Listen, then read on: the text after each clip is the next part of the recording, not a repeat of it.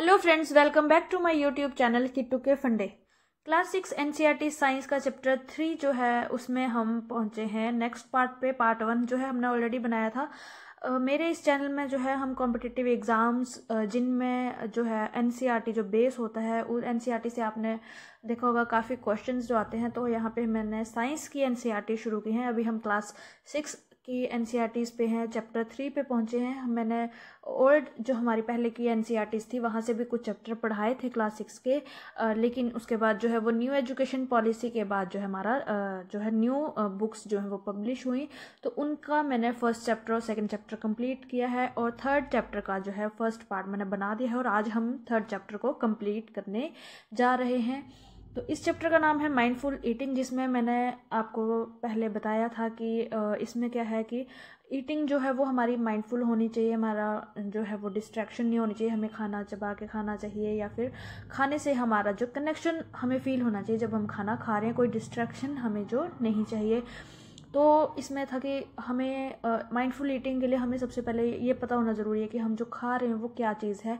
तो इसमें डिटेल में बताया गया था कि हमारे फूड के कंपोनेंट्स कौन कौन से होते हैं, हमें फूड हमारे लिए क्यों ज़रूरी है, उससे हमें क्या मतलब उसमें कौन कौन से ऐसे कंपोनेंट्स हैं और उन कंपोनेंट्स का क्या वर्क है, वो क्या हमें प्रोवाइड करते हैं हमारी बॉडी को, जिससे कि हमारी बॉडी जो है एक फंक्शनली अच्छे से वर्क कर पाती है। तो वो जो है मैंने डिस्कस किया था। अब हमने ये चेक करना है कि हमारे कौन से फूड कंपोनेंट्स में फूड आइटम्स में कौन कौन से कंपोनेंट होते हैं, उसको हम कैसे पता कर सकते हैं कि वो कैसे कैसे कंपोनेंट्स हैं। तो उसके लिए हमें जो है वो है कि how to test different components of food, उनको कैसे टेस्ट करना है। तो कुछ न्यूट्रिएंट्स लाइक स्टार्च जो कि एक टाइप का कार्बोहाइड्रेट है, कार्बोहाइड्रेट का टाइप है, ये कार्बोहाइड्रेट नहीं है, स्टार्च जो है कार्बोहाइड्रेट का एक टाइप है। या फिर फैट, ये भी एक कंपोनेंट है, और प्रोटीन। इनको जो सिंपल टेस्ट से जो है वो हम डिटेक्ट कर सकते हैं हमारी फूड आइटम में। लेकिन बाकी जो अदर हैं मिनरल्स वगैरह वो जो हमें वेल इक्विप्ड लेबोरेटरी में जाके ही मिलते हैं। तो हम यहाँ पे जो स्टार्च है, फैट है और प्रोटीन है, इनका हम जो सिंपल टेस्ट है वो हम पढ़ते हैं कि सिंपल टेस्ट इनका कैसे। इससे रिलेटेड आपको क्वेश्चन आ सकता है, जैसे हम आगे डिस्कस करते हैं। तो यहाँ पे फर्स्ट है पॉइंट हमारा कि स्टार्च को कैसे टेस्ट किया जाता है। तो इसके लिए कुछ आइटम्स हमने फूड आइटम्स ले ली हैं, पोटैटो ले लिया है, cucumber, bread, boiled rice, boiled gram. तो ये सारी चीज़ें हमने ली है और ये जो है हम जो 3 चीज़ें पढ़ी हमने, स्टार्च, फैट एंड प्रोटीन, तो इन तीनों के लिए हमने ये सेम ही आइटम्स ले रखी हैं। तो इनको हमने जब लिया तो इनको एक एक आइटम को हमने सेपरेट डिश पे रख लिया। तो साथ में इसमें हमने 2 to 3 ड्रॉप्स किसकी डाली हैं, डाइल्यूटेड आयोडीन सोल्यूशन की। और अगर ऐसा करने पे जब है हम ये सोल्यूशन डालते हैं तो अगर उसका कलर ब्लू एंड ब्लैक जो है वो टर्न हो जाता है तो उसको हम जो है प्रेजेंस ऑफ स्टार्च मानते हैं। तो आपको ये क्वेश्चन आ सकता है कि प्रेजेंस ऑफ स्टार्च को चेक करने के लिए हम कौन सा जो है वो सोल्यूशन जो है वो यूज़ करते हैं। तो उस सोल्यूशन का नाम है डाइल्यूटेड आयोडीन सोल्यूशन और उससे कलर कौन सा चेंज होता है, वो है ब्लू ब्लैक। तो ये आपको जो है चीज़ आप इसको अपने शॉर्ट नोट्स में लिख सकते हैं, ठीक है। अब हमारा जो नेक्स्ट आ गया वो आ गया हमारा टेस्ट फॉर फैट्स, कि फैट्स का कैसे टेस्ट करना है।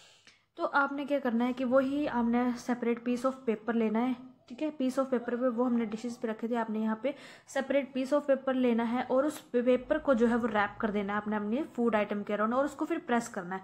अगर फूड आइटम ने थोड़ा सा पानी छोड़ा है, लिटिल वाटर आ जाता है उसमें, तो उस पेपर को ड्राई होने देना है।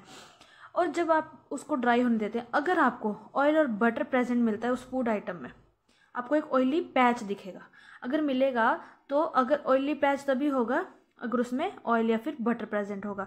और ऑयली पैच जो आ जाता है उस पेपर पे अगर, तो वो शो करता है कि आपके फूड आइटम में फैट है। तो इस तरीके से आप जो है वो आप टेस्ट कर सकते हैं फैट्स का। ये आप घर पे भी कर सकते हैं। टेस्ट जो है फैट का ऐसे होता है। अब नेक्स्ट हमारा टेस्ट था वो था हमारा प्रोटीन्स का। अब प्रोटीन के टेस्ट के लिए क्या था कि आपने जो चीज़ें आपने ली थी उनका पेस्ट बना लीजिए या पाउडर बना लीजिए यूजिंग पेसल एंड मोटर, ठीक है। आप देशी भाषा में इसको कुंडी डंडा या फिर सिलबट्टा या कुछ ऐसा बोलते हैं अपनी अपनी लैंग्वेज में। तो आपने उसको बनाना है। उसके बाद उस जो फूड आइटम है उसको एक क्लीन टेस्ट ट्यूब में डाल देना है। जो आपने पेस्ट बनाया ना उसको एक क्लीन टेस्ट ट्यूब में डालना है। और क्लीन टेस्ट ट्यूब में डालने के बाद जो है वो आपने इसमें कॉपर सल्फेट सोल्यूशन डालना है, ठीक है। पहले आपने उसमें थोड़ा सा वाटर डालना है और उसको शेक करना, उसका थोड़ा सा जेल मतलब उसको लिक्विड बना लेना है। उसके बाद उसमें कॉपर सल्फेट सोल्यूशन डालना है ड्रॉपर की हेल्प से, और उसके बाद 10 ड्रॉप्स ऑफ कोस्टिक सोडा डालना है, ठीक है। और उसके बाद उसको अनडिस्टर्ब्ड छोड़ देना है कुछ मिनट्स के लिए। तो उसके बाद ऐसा करने के बाद अगर कलर जो आपने वो लिक्विड बनाया था उसका कलर वायलेट हो जाता है तो वो इंडिकेट करता है कि आपके उस फूड आइटम में प्रोटीन प्रेजेंट है। लेकिन ये करते समय आपको इस चीज़ का ध्यान रखना है, यहाँ पे बहुत बड़ी जो इम्पोर्टेंट चीज़ थी वो थी प्रिकॉशंस लिख रखा है यहाँ पे कि केमिकल्स जो है वो हार्मफुल होते हैं और आपको हैंडल करने हैं विद केयर, ठीक है। और किसी भी केमिकल को विदाउट मतलब बिना पूछे आपको टच नहीं करना है, और अगर आपकी बॉडी पे केमिकल गिर जाता है तो इमीडिएटली वॉश करना है। तो आपको ये प्रिकॉशंस ज़रूर ध्यान रखनी है जब भी आपने ऐसा काम करना है या आपने ये ऐसे टेस्ट करने हैं, एक्सपेरिमेंट करने हैं। तो ठीक है, यहाँ पे हमने पढ़ लिया, ठीक है। तो हमने स्टार्च का पढ़ा कि स्टार्च में जो है वो आयोडीन सोल्यूशन की 2 to 3 ड्रॉप्स डालनी होती है तब स्टार्च चेक होता है। फैट चेक करने के लिए हम एक सिंपली उसको एक पेपर में प्लेन मतलब एक पेपर में उसको रैप करके उसको प्रेस करके देखना कि ऑयली पैच आ रहा है या नहीं। और प्रोटीन के लिए हमने जो है क्या करना है, हमने पहले डालना है कॉपर सल्फेट सोल्यूशन और उसके बाद डालना है हमने कॉस्टिक सोडा सोल्यूशन 10 ड्रॉप्स, यहाँ पे 2 ड्रॉप्स। तो ये एक रेशो है। तो इस तरीके से आप जो है वो प्रोटीन्स का टेस्ट कर सकते हैं। अब यहाँ पे है कि ज़रूरी नहीं कि आपके एक फूड आइटम में एक ही होगा, आप ऐसे टेस्ट करके आप चेक कर सकते हैं कि presence of more than 1 nutrient किस किस फूड आइटम में। तो जैसे पीनट्स ने जो है वो प्रोटीन और फैट्स दोनों को शो करता है कि इसमें ये है। तो इस तरीके से आप चेक कर सकते हैं। हाँ जी, तो यहाँ पे एक्सप्लोर कर सकते हैं आप सारी चीज़ों के साथ, colour, oily patch, sorry food item, protein test के लिए सारे ये स्टार्च, फैट और प्रोटीन प्रेजेंट है या नहीं, ये सारी चीज़ें आ गई। अब सब हमारा जो मेन है, जब हमने इतने सारे फूड कंपोनेंट्स की बात कर ली तो जो हम मेन बोल रहे थे माइंडफुल ईटिंग, तो ईटिंग में सबसे मेन है बैलेंस्ड डाइट। आप क्या खा रहे हैं वो क्या बैलेंस्ड है। अब ये बैलेंस्ड डाइट क्या होती है, बैलेंस्ड डाइट होती है और diet that has all essential nutrients, roughage nutrients में आ गए आपके विटामिन वगैरह आ गए, मिनरल्स आ गए, रफेज में आ गया जो आपकी बॉडी को जो है स्मूथली वर्क करने में हेल्प करता है, वाटर आ गया जो कि आपका जो भी वेस्ट होता है उसको निकालने में आपकी हेल्प करता है। तो ये सारी चीज़ें जब आपके राइट अमाउंट में होती हैं जिससे कि आपकी प्रॉपर ग्रोथ और डेवलपमेंट ऑफ बॉडी हो सके, तो ऐसे खाने को, ऐसी डाइट को हम बोल देते हैं बैलेंस्ड डाइट। तो आपको ये देखना है कि आप अपनी डाइट को बैलेंस कैसे रखेंगे। अब हमें यहाँ पे देखना है कि कैसे। अब यहाँ पे ये है 2 चीज़ें दे रखी हैं, पोटैटो वेफर्स और रोस्टेड चना। तो यहाँ पे पर 100 ग्राम्स के हिसाब से न्यूट्रिशनल इन्फॉर्मेशन दे रखी है।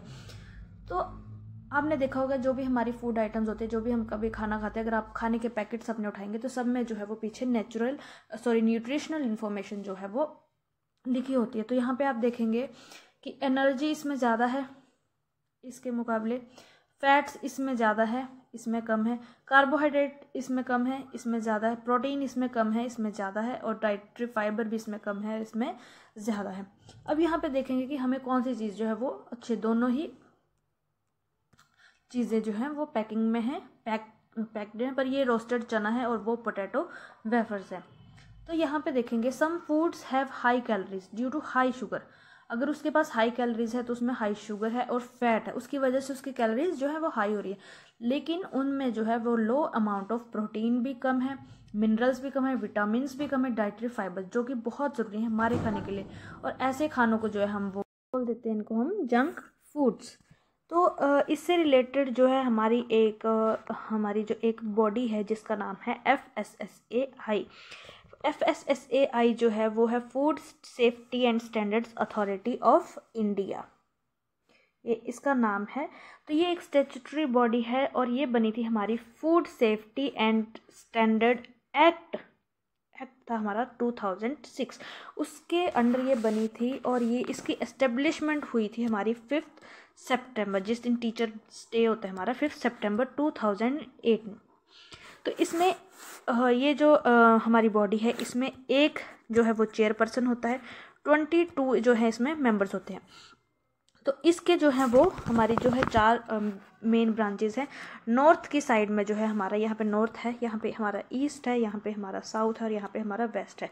तो वेस्ट में जो है वो हमारा मुंबई में है इसकी ब्रांच, नॉर्थ में जो है वो गाज़ियाबाद में है, यहाँ पे ईस्ट में जो है वो कोलकाता में है और यहाँ साउथ में जो हमारी वो चेन्नई में है।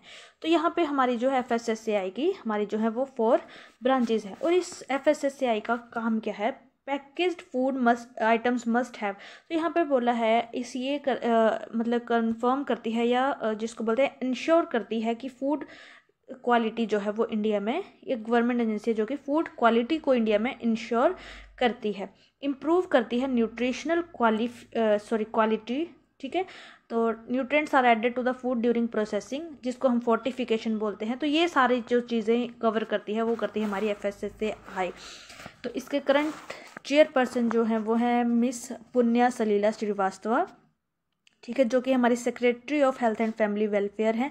और इनके करंट CEO जो हैं वो हैं हमारे गंजी कमला वीराव, ठीक है। तो ये हमारी जो है वो इन्फॉर्मेशन मैंने आपको बता दी FSSAI से रिलेटेड जो है। और ये हमारा जो ये बॉडी है ये हमारी आती है under ministry of health and family welfare. आपके लिए क्वेश्चन है कि हमारे ministry of health and family welfare इस वक्त जो है वो कौन है, इसका आंसर जो है आपको जो है वो कमेंट बॉक्स में बताना है। तो अब हम चलते हैं हमारे नेक्स्ट पॉइंट की तरफ जो कि है मिलेट्स न्यूट्रिएंट रिच सीरियल।